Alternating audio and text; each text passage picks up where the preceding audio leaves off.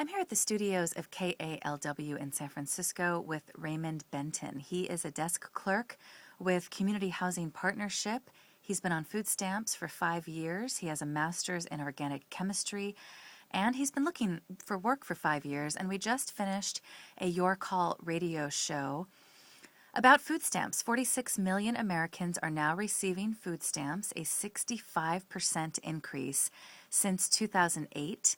The average allotment is about $4 a day.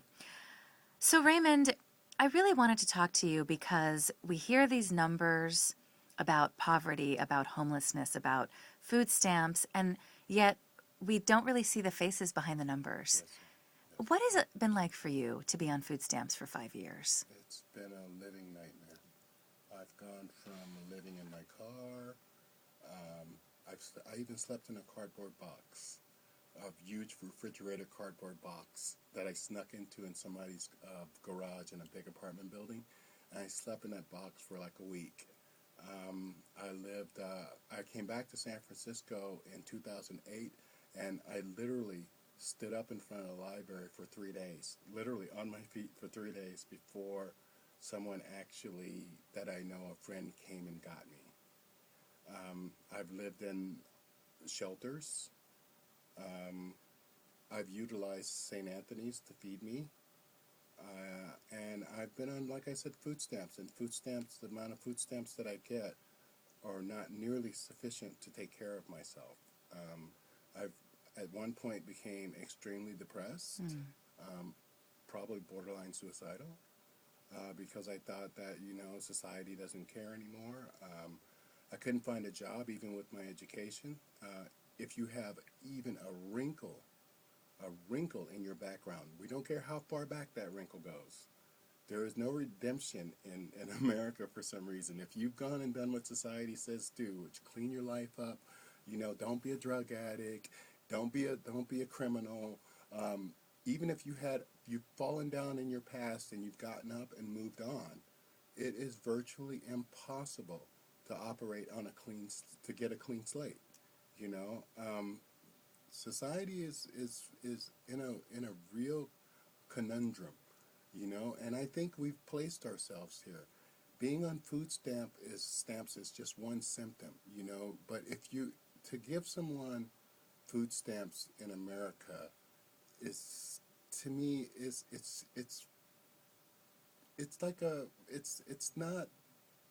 not a quality way to live. It's like giving you breadcrumbs, and instead of actually helping you find a method so that you don't have to have food stamps, so that you don't have to have general assistance, we've kind of made it so that actually it's a self-perpetuating system. The system is set up to perpetuate itself. So if you go out and make $1, instead of them saying, okay, we'll reward you, you know what? You get to keep that dollar of food stamps because now you're being productive. When you reach a level which we consider to be a standard of living which can support yourself, then we'll take your benefits. That's not the way it works. If you make $1, we're taking $1. Because on the show you said that when you do get work, your food stamp allotment in some cases has gone down to about $1 a day. Yes. And Let's talk a little bit more about your story. You've got a master's in organic chemistry. yes. What has your job search been like? Well, I've had a few jobs, here and there that were through temp agencies for 3 months. I haven't been able to find a job in my career field. I've had a run-in with the law, 30 years ago. 30 years ago. Drug possession? No, Oh. no, other issues. Okay. But that's not even the point. Right, it's 30 years ago. 30 years ago. So society said, hey, and they didn't go, hey, here, go to prison. They said, okay, you know what, we're going to trust you enough to move on with your life. But at the same time, we're not going to let you move on with your life. So is that still on your record? Oh, sure. And it's still following you? Oh, yeah. Everywhere I go. It's like a tattoo on my forehead. And it's never going to go away. And is that why you've had problems with jobs? That's part of the reason, yes. Yeah, that, and it's a tough economy right now. Right. But the tougher the economy get, the worse it is for me. And unfortunately for me, I look at myself in the mirror sometimes and go like, God, are you made of titanium or what? Because I refuse to lay down. And that's an unusual situation. Most people, and I'm around most of these people who I'm talking about, throw their hands up and they give up. They turn to drugs, they turn to alcohol, they turn to violence. It is really frustrating, and I can relate to that frustration. I can't imagine how many people end up committing suicide over it, you know? And I almost am at the point where I go, like, you know what, society, if you were humane, you even, in the humane society, you put dogs down, you know? I mean, if you're going to do this to people, you almost would be better to euthanize them, you know? Because you work or you live in an SRO, single room Yes. occupancy in the Tenderloin. Yes. And what do you see there? I see drugs. I see alcoholism. I see people at the lowest of deprivation that you could ask human beings to live in. There's no kitchens. I mean, there's one big kitchen, but I won't even go in the kitchen. I went to the laundry room yesterday, and as I was walking through, there's rats running across the floor. You know, so I won't cook in this kitchen. So I have no refrigerator. I have no way of having any foods that are stored. You know, I have no way of cooking.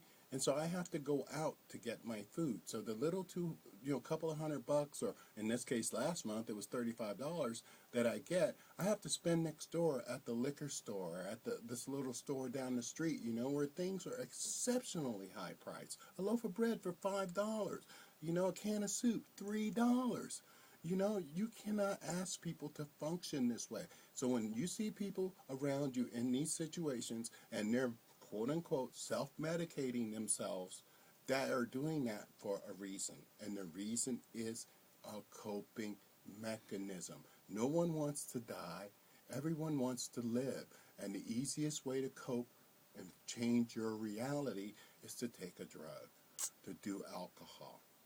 You know, and the psychoses around me is rampant. Well, that's the other thing you said is, and I've experienced this too, over the past 10 years, you're really seeing your whole bus ride experience change. Yes. Yeah. And it's not just old people or middle-aged people. We're talking about young people. Right. We're talking about young people, teenagers. You know, I attribute a great deal of that also to their nutrition, because their parents are poor, their parents are on welfare, which means they're not getting good nutrition. You know, this is something we just don't talk about much, is how important nutrition is. Yes. And to just function in society and be able to go throughout your day and feeling decent, or being able to go to a job interview, being able to have a conversation, you need nutrients. Yes, and I had a very difficult time the first 2 years here in the Tenderloin. I was literally at the end of my rope, and a lot of that I figured out in the last year that had to do with my nutrition. You know, and as I say, now that I've been able to get a little bit of work and I have a little bit of more income, I now buy fresh fruits, I buy fresh vegetables, and I may have to buy them on a daily basis, but because of that, my health is like just gone skyrocketed. I'm a happier person. I'm more content with myself. I get out of bed, because I literally stayed in bed under the covers, hidden away for weeks at a time. And my depression just went deeper and deeper and deeper. You know, and so I am one of the lucky ones. And I don't want to be people look at me and say, you know, see, he did it, because this is an exception that you're looking at. I am not the standard. I'm speaking with Raymond Benton. He has been on food stamps for 5 years. He has been looking for work for 5 years. He's got a master's in organic chemistry. He's a desk clerk with Community Housing Partnership, and he volunteers with Tenderloin Technology Labs and St. Anthony's. And in part 2, we'll talk about the stigma involved with food stamps, and then I'll get Raymond to respond to a lot of the very mean comments that we often hear from politicians. And we'll do that in part 2. And you can find more information about food stamps and how you can get help under this video.